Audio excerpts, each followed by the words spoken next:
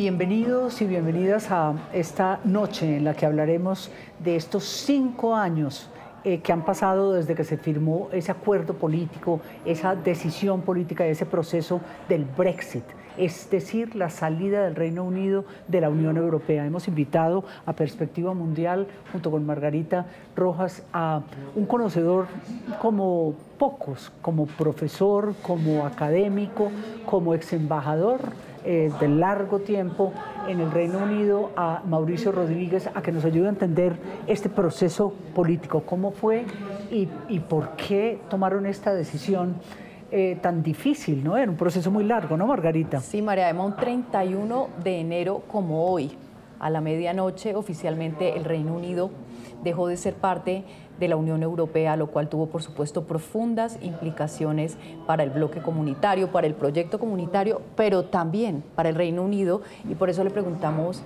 a Mauricio Rodríguez, 5 años después, ¿el balance tiende a ser más agridulce? Muy buenas noches, María Emma y Margarita. Muchas gracias por la invitación a este programa tan importante, tan interesante. Y en resumen, yo diría que tal como lo pronosticamos varios, el Brexit iba a tener consecuencias negativas en el Reino Unido. Si uno mira el balance en materia de empleo, se han perdido 3 millones de puestos de trabajo, la inversión ha caído un 32%, las exportaciones han caído un 5%, las importaciones de la Unión Europea también han descendido. En fin, el Reino Unido se ha desconectado de unos aliados económicos y políticos muy importantes y eso ha tenido consecuencias negativas, desafortunadamente, y pues que nos sirva de lección a todos que el aislacionismo va en contravía de los intereses de los países. Y por el contrario, a mayor conexión entre las economías, mayor prosperidad para las sociedades. Sí. ¿Cuál fue el objetivo en su momento? ¿Por qué 4 años antes de esa firma y de ese retiro vino la idea de retirarse de la Unión Europea?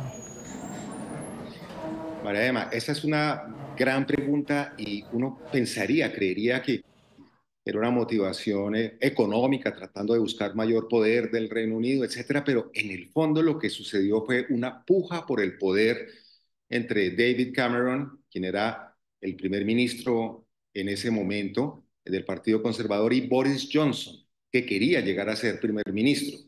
Entonces se presentó una tensión y Boris Johnson, con respeto pero con sinceridad, utilizó el Brexit como un caballito de batalla para mostrar, digamos, más autonomía del Reino Unido y para desafiar la permanencia de David Cameron en esa posición de primer ministro. Entonces, en el fondo era una batalla de egos. David Cameron tomó el riesgo para poder permanecer en el poder de convocar ese referendo que perdió por un margen muy estrecho, pero lo perdió y perdió el poder. Y Boris Johnson logró, después de una corta transición de la secretaria del Interior que asumió el cargo de primera ministra, Theresa May, Boris Johnson finalmente logró su objetivo de llegar al poder, pero le fue mal y terminó perdiendo el poder, no solamente él, sino el Partido Conservador que llevaba 14 años en el gobierno y hoy en día el Reino Unido está en manos de un primer ministro del Partido Laborista. Pero eso en términos de la política, pero ¿qué pasaba en la sociedad británica cuando en ese momento apoyó en un referéndum la decisión de salir? ¿En qué pensaban los británicos? Margarita, esa es una estupenda pregunta. ¿Cuál era la motivación de la gente para apoyar esa iniciativa de Johnson? Principalmente 2 o 3 razones. Una, la idea de que pertenecer a la Unión Europea era muy costoso, que había que trasladar muchos recursos a Bruselas y que cada uno de los ciudadanos estaba poniendo sus impuestos pues, para mantener esa alianza. Otra cosa, otra razón importante, el rechazo, desafortunadamente, de la mayoría de los británicos a los migrantes. Y con el Brexit apretaban, digamos, las tuercas en materia de migración y la gente, la verdad, estaba saturada porque evidentemente la mayoría, la gran mayoría de los migrantes es gente decente, no presentaba ningún riesgo para el país, ayudaba a la economía, etcétera, pero también es cierto que algunos migrantes cometieron desmanes que le dieron la oportunidad a Boris Johnson para mandar ese mensaje anti-migración. Y también Boris Johnson prometió, pues, digamos, una recuperación económica del Reino Unido que estaba sumido en un letargo en su crecimiento, etcétera, etcétera, reactivación que no se dio. En efecto, si uno mira qué sucedió en el 23 y en el 24, el desempeño de la economía británica estuvo por debajo del desempeño de la Unión Europea. Y en este momento, incluso en el año 2023, alcanzó a entrar oficialmente en recesión el Reino Unido. Quiere decir que durante 2 trimestres consecutivos cayó el Producto Interno Bruto. Y en este momento estamos en letargo económico y no se ve la reactivación por ningún lado. El COVID tuvo mucho que ver, ese periodo también pre-recesión, tuvo mucho que ver en la coyuntura económica del Reino Unido por fuera de la Unión Europea.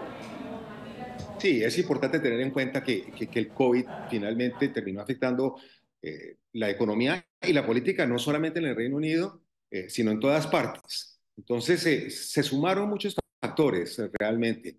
El tema migratorio, el tema del COVID, el tema del déficit fiscal del Reino Unido y su contribución a la Unión Europea, el asunto nacionalista que siempre ha sido importante en el Reino Unido, ¿no? Todos sabemos, admiramos y respetamos a los británicos, pero todos sabemos que les gusta hacer las cosas distintas y que les gusta ser muy independientes y no veían los beneficios de estar en la Unión Europea y sí veían los costos en ese momento y bueno, a través del populismo, de las mentiras, de las distorsiones, como todos sabemos en el Reino Unido y en Colombia también nos ha sucedido y en el mundo entero, pues se generó ese hecho histórico. Es una ruptura, personalmente creo que muy lamentable. Creo que la mayoría de la gente hoy en día no estaría de acuerdo con el Brexit y por el contrario, he visto algunas encuestas que dicen que les gustaría volver a entrar a la Unión Europea. Esto es muy volátil, ¿no? Estos péndulos en la política son muy complicados. Sí, vamos a analizar esas cifras de esas encuestas, de esos estudios de opinión un poquito más adelante, pero más allá del deseo, del deseo, digamos, en las calles, que pocos se atreven a plantear en la política, porque ni en este momento ni los laboristas ni los conservadores se atreven a decir siquiera deberíamos regresar, lo cual tendría un costo político grande.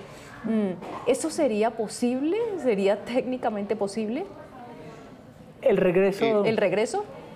Sí, todo es posible, todo se puede negociar, todo se puede conversar. Pero lo que tú dices, Margarita, es cierto, no es suficientemente claro y contundente el mensaje como para que alguien se atreva, el primer ministro en este momento, Starmer, recién llegado al poder, con apenas 6 meses en el poder, de arriesgar su jefatura, su liderazgo y la recuperación del poder con otro tipo de plebiscito, con una movida hacia la reversión de esa decisión de hace apenas 5 años, yo creo que es muy arriesgado. Entonces, no creo que en el corto plazo vaya a presentarse esa opción.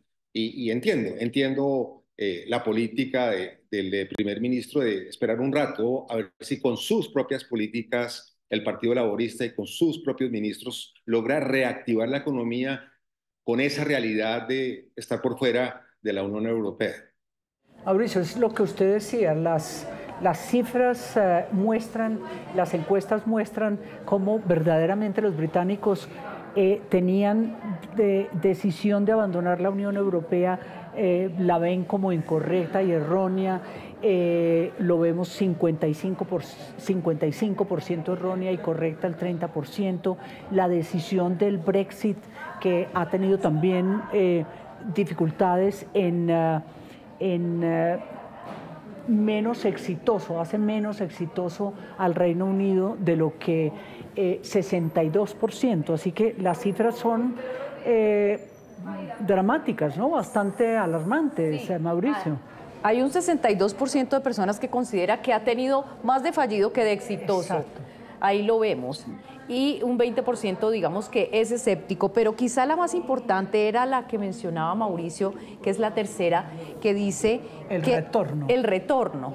En este momento hay un 55% de personas a favor de retornar y un 33% en contra, lo cual muestra literalmente una reversa de la opinión pública sobre este hecho, ¿no? Sobre este hecho. Pero la posición del actual primer ministro y de los laboristas no fue la del retorno al Brexit, ¿no es verdad, Mauricio? Exacto. Sí, esa no fue la promesa, ese no es un compromiso y hay que tener cuidado con estas encuestas porque a pesar de que la gente manifiesta el deseo de volver, porque se ha dado cuenta de que no fue una buena decisión, cuando uno empieza a afinar los detalles del posible retorno, las condiciones, los costos, las desventajas, y cuando empieza la batalla de trinos con distorsiones, con manipulaciones de la realidad, de la verdad, todos sabemos que es muy fácil confundir a la opinión pública porque estos temas económicos y políticos son muy complejos. Entonces, a pesar de que la intención es de volver de la opinión pública, esto puede cambiar en un par de semanas a punta de trinos en contra de esa idea. La opinión pública es muy volátil, pues tan volátil es que los politólogos ya no hablan de la opinión pública, sino de la emoción pública. Entonces, quien sea más hábil en manipular las cifras puede cambiar este sentimiento en cualquier momento. Y ese proceso, en todo caso, sería un proceso largo, demorado, complejo. Y yo no creo que el Reino Unido esté en este momento en condición suficiente para dar esa pelea política. La economía está frágil, el primer ministro está recién llegado, el mundo está incendiado por los conflictos, por los interrogantes de la presidencia de Trump en Estados Unidos. Entonces, yo creo que sería inoportuno. Precisamente hablando de Donald Trump y de esta semana que ha sido tan movida en Colombia, usted bien lo sabe, por la decisión de aplicar aranceles en caso de no recibir a los deportados, como nos ocurrió este fin de semana. ¿Cuál es esa relación Reino Unido, Estados Unidos, Trump versus primer ministro? ¿Cómo se ve esa coyuntura? Muy buena pregunta. Trump es republicano, es la derecha, por usar el término más coloquial, y el primer ministro británico es laborista, es más hacia la izquierda, y ahí ya de entrada hay una, digamos, tensión ideológica. Trump trata de minimizar el rol del Estado en la economía, los laboristas quieren más intervención del Estado, más subsidios, más salud pública, más educación pública, etcétera, etcétera. Entonces hay una, digamos, tensión natural. Pero también la historia demuestra que son tan cercanos estos dos países a lo largo de la historia, y por ejemplo, en la Segunda Guerra Mundial, pues la alianza de Estados Unidos con el Reino Unido y otras naciones fue la que derrotó a Hitler, que esas diferencias ideológicas son superadas por esa amistad histórica y por esa alianza histórica. Entonces yo no creo que vaya a haber enfrentamientos entre el Reino Unido y Trump, a pesar de que sus líderes tienen diferencias ideológicas, porque ellos cultivan muy bien esa relación y estoy seguro que Trump no va a dañar esa relación a pesar de que piense distinto al primer ministro Starmer. No, creo que desafortunadamente somos más los latinoamericanos los que vamos a sufrir y Colombia en particular. Yo tengo una preocupación muy grande sobre qué va a suceder en nuestro país por ese rifirrafe de nuestro presidente con el presidente de los Estados Unidos, que fue afortunadamente superado el domingo pasado, pero creo que esto va a ser una tensión. Todas las semanas vamos a tener algún tipo de de debate, de discusión, y Dios quiera que, María Emma, tú eres experta y maestra en esto, tú fuiste canciller, el gran canciller, y tú sabes que la mejor solución y salida a estos problemas es el diálogo, y el diálogo de bajo perfil, no ante los micrófonos, no con los trinos, sino con los equipos de trabajo, buscando salidas dignas para ambas partes, y eso es lo que quisiera yo que se mantenga en la relación entre Colombia y Estados Unidos. Que tiene que ver mucho con ese puente, dijéramos, con el Reino Unido también, como dice Mauricio. Claro, porque además, digamos, la pregunta es generalizada, no solo Colombia se pregunta cómo va a ser su relación con Estados Unidos o Reino Unido, sino también la propia Unión Europea, porque digamos, la política aislacionista de Trump tampoco ofrece muchas esperanzas, sobre todo en términos de la alianza militar, de la OTAN. Así que creo que todos estamos en el mismo interrogante. ¿Usted piensa eso, Mauricio? Margarita, ese punto es crucial, porque la Unión Europea estaba apoyando a Ucrania, o estaba apoyando a Ucrania en su batalla con Rusia, y Biden apoyaba esa posición, y la OTAN estaba también en plan de, digamos, de defender esa postura, pero Trump tiene otro enfoque completamente distinto, una relación especial con Putin, y ahí vamos a ver una tensión de la Unión Europea en su conjunto con Estados Unidos frente a qué hacer en Ucrania, y cómo manejar esa situación. Eso va a cambiar radicalmente, y yo creo que eso va a generar una tensión que va a ser muy mala para la Unión Europea y para el mundo, porque todos estos conflictos finalmente generan desconfianza, generan inestabilidad. Todos los ruidos políticos en Colombia y en el mundo entero generan dificultades económicas. Nada más enemigo de la inversión y del consumo y de la generación de empleo que esa inestabilidad, que esa polarización política. Entonces estamos entrando en un terreno desconocido, y bueno, los primeros días, las primeras decisiones de Trump no son para nada alentadoras. Es claro, como lo dijo un editorial de The Economist, esa gran publicación británica, que Trump quiere volver a la doctrina Monroe, al imperialismo, ese destino diseñado de liderazgo de Estados Unidos, supuestamente, y eso puede ser muy negativo para muchos países, no solamente América Latina, sino también la Unión Europea. Mauricio, China, que usted conoce muy bien, y su poder, dijéramos, esa intención de conquistar América Latina, de cierto poder hegemónico, ¿es competencia para Estados Unidos o usted cree que ni China va a lograrlo? Sí, es competencia, María Emma, y por fortuna es competencia, porque tenemos una alternativa. Yo creo que este es un momento para estrechar lazos con China, para buscar inversión china en Colombia, para hacer más cosas con la China, que hoy en día es una potencia económica mundial, y según algunos cálculos, si uno ajusta el ingreso per cápita por paridades de poder de compra, o sea, capacidad real, China ya sobrepasó a los Estados Unidos, no en términos nominales, pero sí en términos ajustados por esa capacidad de compra. Y China está haciendo las cosas muy bien. El caso del metro en Bogotá, impecable la ejecución de ese contrato. La tecnología china es increíble, la capacidad empresarial de los chinos es sorprendente, y uno debe diversificar sus inversiones, sus exportaciones, su comercio y sus relaciones políticas.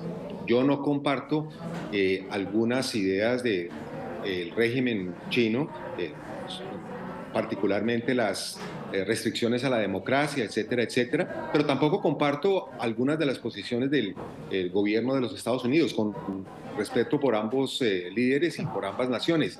Pero yo creo que hay una oportunidad, y los chinos ven en América Latina una fuente fundamental de materias primas cruciales para su crecimiento económico, y de algo muy importante, producción de alimentos. Por ejemplo, nosotros en la Orinoquía tenemos 5 millones de hectáreas con un potencial de producción de alimentos impresionante. Según la FAO, nosotros somos la séptima potencia mundial en la capacidad de producir alimentos. Y si nosotros cambiamos las reglas sobre la inversión y la tenencia de la tierra en la Orinoquía, podríamos tener inversiones gigantescas que serían muy buenas para Colombia y serían muy buenas para el mundo. Entonces, bienvenida a la competencia. Yo creo que Colombia tiene que mirar hacia China y diversificar porque tenemos demasiada conexión con Estados Unidos y podemos sufrir mucho si hay un escalamiento de las tensiones entre el gobierno de Petro y el gobierno de Trump. Me da curiosidad, Margarita, si Mauricio pensara o es cierto que el Brexit hizo que cambiaran las relaciones o se diversificaran las relaciones entre Colombia y el Reino Unido. Este tema, ese foco particular en la seguridad, ¿se amplió más después del Brexit? Usted que fue embajador tantos años en Londres. María Emma, la respuesta es no. La relación con Colombia no ha tenido ningún cambio. Sigue siendo una estupenda relación. Nos hemos llevado muy bien con gobiernos conservadores, con gobiernos laboristas. Hay una historia pues, que viene desde la región británica, que nos ayudó en la independencia. El Reino Unido, Inglaterra en particular, fue uno de los primeros países en reconocer la independencia de Colombia, etcétera. Entonces, para nosotros no ha habido cambio. Tenemos un tratado de libre comercio en vigencia que ha favorecido a ambas partes, como deben ser los buenos tratados. Y no hemos sufrido en particular digamos, de ese cambio en la relación entre el Reino Unido y el resto de la Unión Europea. Pero también deberíamos aprovechar que si tenemos algún enfriamiento o complicación en las relaciones con Estados Unidos, por supuesto el Reino Unido es una de las grandes potencias mundiales, tiene ya inversiones importantes en Colombia, nosotros tenemos exportaciones voluminosas al Reino Unido, por ejemplo, en materia de flores, en materia de carbón, en fin, entonces también es una oportunidad para acercarnos más a el gobierno británico, que en este momento tiene, por ejemplo, una afinidad ideológica con el gobierno del presidente Petro, porque el primer ministro del Partido Laborista, que es más un partido de izquierda, y el gobierno nuestro, pues es claramente un partido de izquierda el que predomina. Entonces, aprovechar sin que eso implique, digamos, rechazar o agredir a los Estados Unidos, que sigue siendo muy importante para nosotros. Mauricio, y en el marco de ese mundo que nos está pintando, ese mundo en donde Estados Unidos y China se disputan ya ahora sí hombro a hombro la hegemonía, hablemos un poquito del reto que tiene el Reino Unido de recuperar influencia, aquel antiguo imperio que ya ahora digamos que no pinta mucho en el marco de las disputas reales por el control del poder de las relaciones en el mundo. ¿Qué puede hacer el Reino Unido en este laberinto político interno para recuperar su influencia? Yo creo que el Reino Unido tiene 2 o 3 enormes fortalezas que debería aprovechar más en América Latina y en Colombia.